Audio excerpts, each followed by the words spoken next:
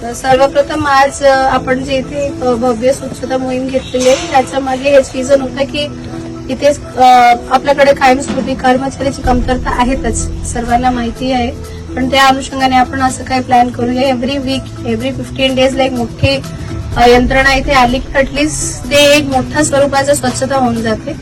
अमराई 100 वर्ष जुनी आपलं उद्यान आहे, तर ह्याचं देखील मला वाटतं आम्हालाच करायला पाहिजे, सर्व नागरिकांना.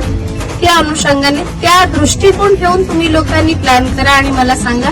हे दृष्टिकोन नको ठेवा की महानगरपालिका काहीच करत नाही आणि आता पण काहीच करणार नाही, आले इथे बोलणार आणि निघून जाणार. आमच्या सर्वांचं मानसिकता हेच आहे की आम्हाला इच्छा आहे ते कामं करायला, पण आमच्या एकट्याचं वड पुरेशी पडणार नाही. त्याच्यासाठी तुम्ही सर्वांचा सहयोग लागते. त्या अनुषंगाने आपण स्वच्छ बघू.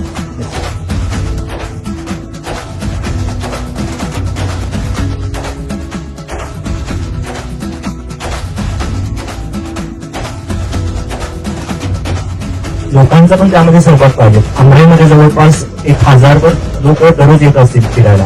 तर माझं एक म्हणणं होतं की प्रत्येकाने एक झाड दत्तक घ्यायला पाहिजे. एक झाड, तुम्ही फक्त एका झाडाला 1 लिटर पाणी दररोज येताना घेऊन या, दररोज घाला.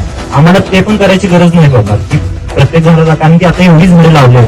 आम्ही ऍक्टिव्ह मेंबर जरी 25 जण असो तरी ऍक्टिव्ह मेंबर फक्त आम्ही 6 ते 7 जण दररोज असतो आणि बाहेरचा परिसर आणि आतला परिसर एवढं मेंटेन करतो.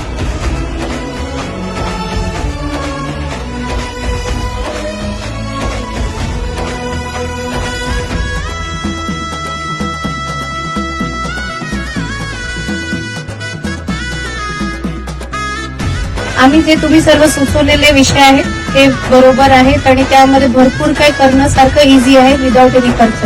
ते आपण लगेच करूया आणि आमचे सर्व मान्य नगरसेवक नगरसेविका पण इथे आहेत आणि त्यांचं पण ह्यामध्ये खूप इंटरेस्ट आहे. मी जे म्हणाले की गायब होऊन जातात त्यांचं नेहमी जीबी मध्ये महासभामध्ये ह्या सर्व विषय तुमच्या सर्व विषयामध्येच भांडणं चालू असते. मला वाटत नाही की कोणी गायब असते, त्यांचं पण कायम ह्यामध्ये लक्ष असतातच. पण त्या अनुषंगाने आपण सुचवलेलं हे सर्व कामं पण करूया. अधीक्षकांचं बोर्ड आणि लोकांचं नाव ते आपण इमिडिएटली करूया.